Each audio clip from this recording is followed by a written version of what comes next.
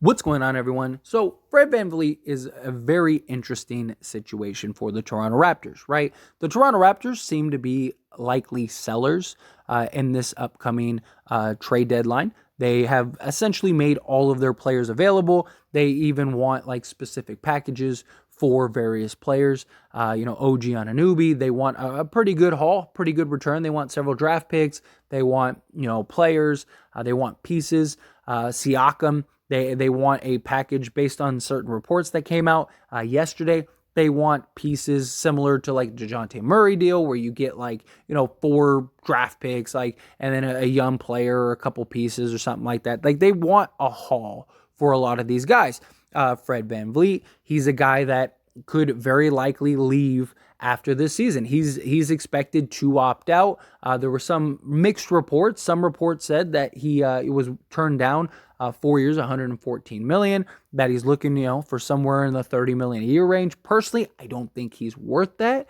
And he's shown signs, right? He had a huge game last night, right? And he's shown that like he could be a real solid player for a team, right? Is that team Toronto though, right? Because he's closer to a 2 guard than he is a point guard. And Toronto Raptors are just really clunky and really don't have that guy that's the natural facilitator that can kind of be the glue guy to put it all together, right? Like if they could get like a Lonzo Ball if he was healthy. Unfortunately, he can't seem to stay healthy, and he's likely going to be out for the entire season. But if they get a guy like that could shoot 3 ball, but really just be a pass first guy, a guy that kind of puts all the pieces together, I think that would really help. Toronto really needs a lot. They have a team like that's full of like 6'7" to like 7-foot players, and they tried to build this like positionless basketball, and it just hasn't worked. It just hasn't been very good.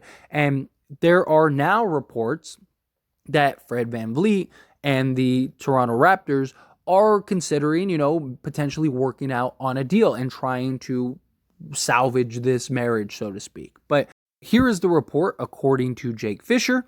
Both sides appear open to resuming contract dialogue at season's end, source said, after there was no significant traction on an extension this past offseason, wrote Fisher. But here's the thing. Is that, again, Toronto's in just a really rough place right now, and I do think that they're going to start unloading some of these guys. I really do think that they're going to start trading some of these guys. Do you really want to run the risk of losing VanVleet for nothing in the offseason? Because if you can't come to an agreement on a contract, then he's not going to stay. He's going to end up leaving. And now you're in a position to where like you could have gotten something for him and instead you got nothing, right? I do think that they try to move Gary Trent Jr. I do think they try to move VanVleet. I do think that they very likely might try to move one of OG or Siakam. I think personally they should probably keep OG. He's younger. I think he still has a lot of room to grow. I think he can do a lot, and I think you'd get more for Siakam right now. That could really kind of help sort of the retool or rebuild whatever direction they decide to go. Plus, you got Scotty Barnes. He's kind of the face in the future of this team. Though he's kind of regressed a lot this year. He hasn't been as good as he was last year. But still, I think you trade Siakam, you trade Gary Trent. I think you trade Fred VanVleet, in my opinion. Because again, I think he's a better 2 guard than a point guard. Now, maybe if for the right price, that maybe it's worth keeping him. But if the reports are true that he did turn down that money, then he's not worth $30 million, especially to Toronto. And the last thing I think Toronto wants to do is handcuff themselves to a guy that I just really don't think moves the needle very much. If you're Toronto, get what you can. Even if it's like a second or a couple seconds or something, right? Go do it and let that contract be somebody else's problem, right? Let somebody else go overpay for Fred VanVleet, or let him go hit free agency. I just think you got to get something back for him, and I just don't think he's a guy that really moves the needle. I mean, granted, maybe like let's say you trade Siakam, if you got a couple solid pieces, a couple solid players, and maybe if you got like a more traditional pass first point guard and you kept OG, and maybe you move Fred to like the 2, that might be able to work. Maybe you could have Fred at the 2. You have like a better, kind of more pass first type point guard. guy that could be the piece together. You need a guy that could shoot the three ball too. That's got to be something that is a priority and significant. But like if you could have like a solid point guard, maybe you have Fred at the 2, you have OG at the 3, you have Scotty Barnes at the 4, and then you could go get a real solid center, right? Like just throwing this out there, but like let's say you could go get like an Ayton, who there were reports yesterday that Toronto is interested in Ayton. So like if you could trade like let's say you could give up like Siakam, like trade Siakam for Ayton and a piece or two, something like that, then cool. So now you got your center. So you got Ayton, you got Barnes, you got OG. So you basically got your front court on lock, right? Maybe if you want, and you're like, oh, well, we could trade Gary Trent. Maybe you could trade Gary Trent for a better type of point guard. I don't know who that would be off the top of my head. That kind of gets a little tough, right? There's not very many like pass first point guards that make a lot of sense. But if you could find a piece like that, right, a real solid point guard that could be sort of the facilitator for the Toronto Raptors, then maybe you keep Fred and have him kind of be your shooting guard. I think that might suit better. And then maybe now you have a better overall team.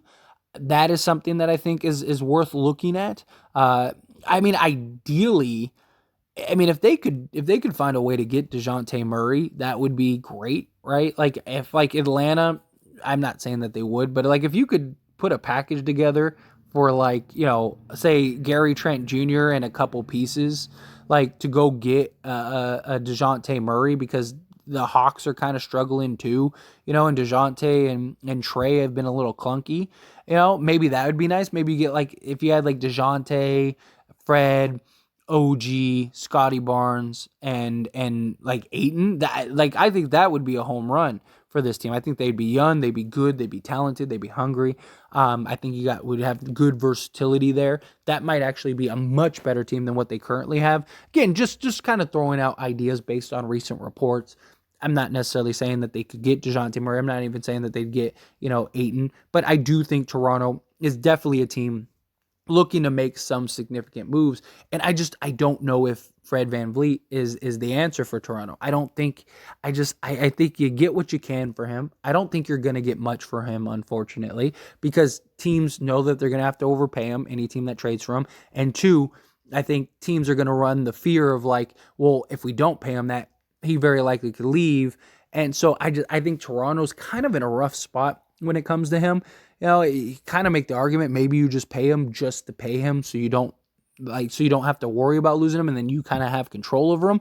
But if you overpay for him, then you're kind of stuck with him. Teams aren't going to go trade to have him be overpaid. So I think it's a real tough spot for Toronto, and that's why I just kind of lean towards get what you can for him, trade him, unload him, get whatever pieces you can that you think are viable pieces that could really help for now and the future.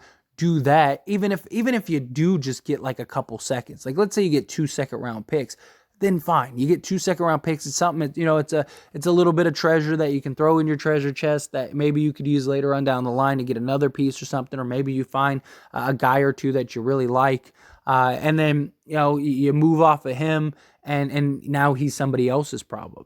I just think Toronto is in a real rock and a hard place. I really do. I think that they are not in the best position there is, and I just think that they got to start making some decisions here, because they're not very good.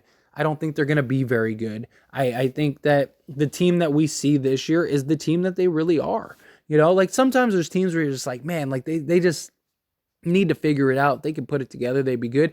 I don't think that's the case with Toronto. Yes, they are only half a game out of a play-in spot. They're half a game out of the 10th seed. They're like 2.5 games out of 9th. And I don't buy it. Even if they do get into the playoffs, right? Like let's say they do make the play-in. Let's say they do win in the play-in and they end up getting the 8th seed, or I don't see them getting the 7th seed. So let's say they do get the 8th seed, right? That'd be great. You're just going to get blown out by the Celtics, right? You're just going to get eliminated in the first round, probably get swept. Maybe you get lucky and win one game, but I think realistically you're just going to get ran through. Do you really want to do that when you could just unload some of these guys, start retooling, start repositioning yourself for the foreseeable future. Luckily, most of the guys you have are very young, so it's not like OG's 32. It's not like Scotty Barnes is in his 30s, right? It's not like, even Gary Trent, like that's a big question too. I mean, he's still very young. He's like 23. So I don't know. It's a weird spot for Toronto to be in. But as always, this is a discussion, so I pass the question on to you. I'd love to hear your thoughts and opinions down in the comment section below. What do you think Toronto should do? Do you think work it out, re-sign, keep Fred VanVleet? Do you think no, trade him, get what you can for him, whatever that is? Get it, let him be somebody else's problem, but you can't just lose him for nothing. Do you think that, no, just kind of play it out, see how it goes? Or do you think, no, keep the team intact? This team has potential. However you feel, whatever your thoughts are, I'd love to hear it. Let me know down in the comment section below.